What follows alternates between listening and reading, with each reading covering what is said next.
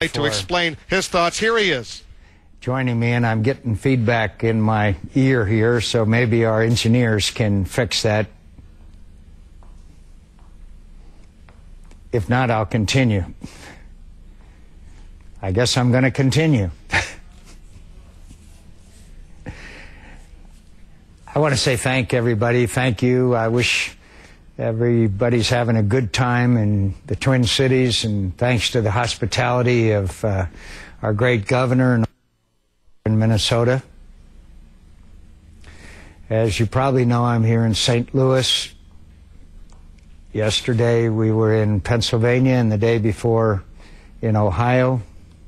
And I'd just like to say that the enthusiasm and the warmth of the reception for the governor of Alaska, Sarah Palin, has been incredible and magnificent. And I really am, I knew I made the right choice, but it's been confirmed by the support and outpouring of appreciation from all over America. As you well know, we are facing a great national challenge and the possibility of a great national natural disaster. And I just received a briefing down in Jackson, Mississippi, along with Governor Haley Barbour.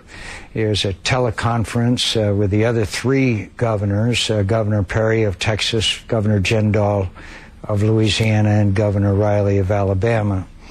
I'm happy to report to you that the coordination and the work that's being done at all levels appears to me to be excellent. There are still some challenges, such as further evacuations that need to take place.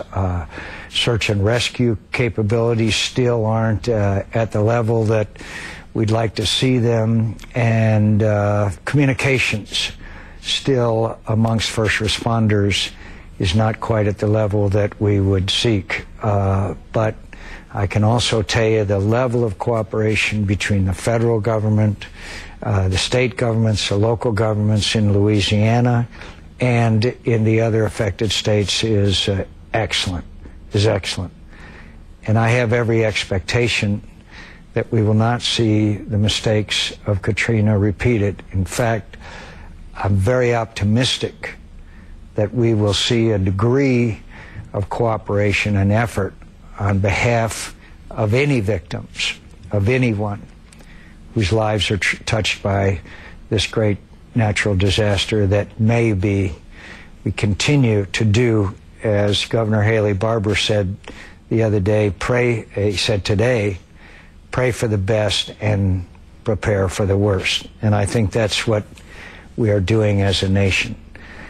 And as you know, the hurricane is supposed to hit sometime tomorrow, roughly noon, and the tropical storm stage is supposed to be reached sometime late tonight.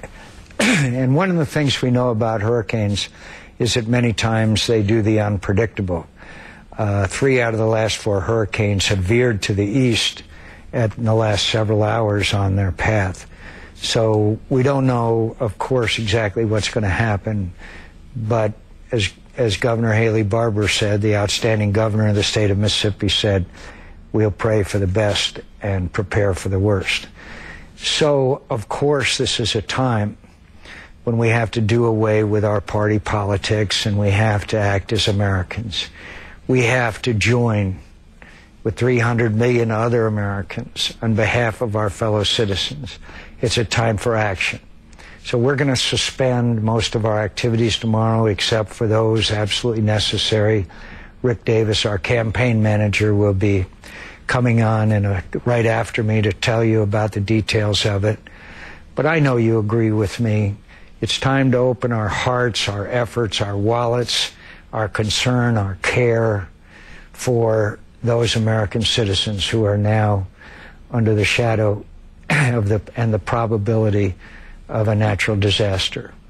So I hope that all of us, and I know that all of us will not only keep in our thoughts and our prayers the people of the Gulf Coast, but we will act together We will provide the necessary relief, the necessary comfort. We will open our arms, as Americans always have in time of challenge, to those in our society who are less fortunate because of any circumstance, but in this circumstance because of this hurricane.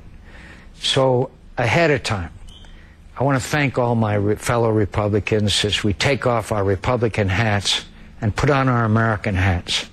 And we say, America, we're with you. America, we are going to care for these people in their time of need. And we're going to display it in every possible way, as Americans always have and Americans always will.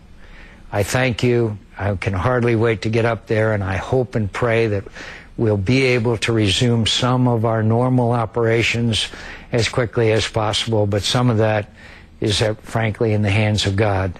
So keep them in your prayers, and also when you get a chance to thank these wonderful thousands and thousands of volunteers who have turned out in these efforts, not only now, but will in the future.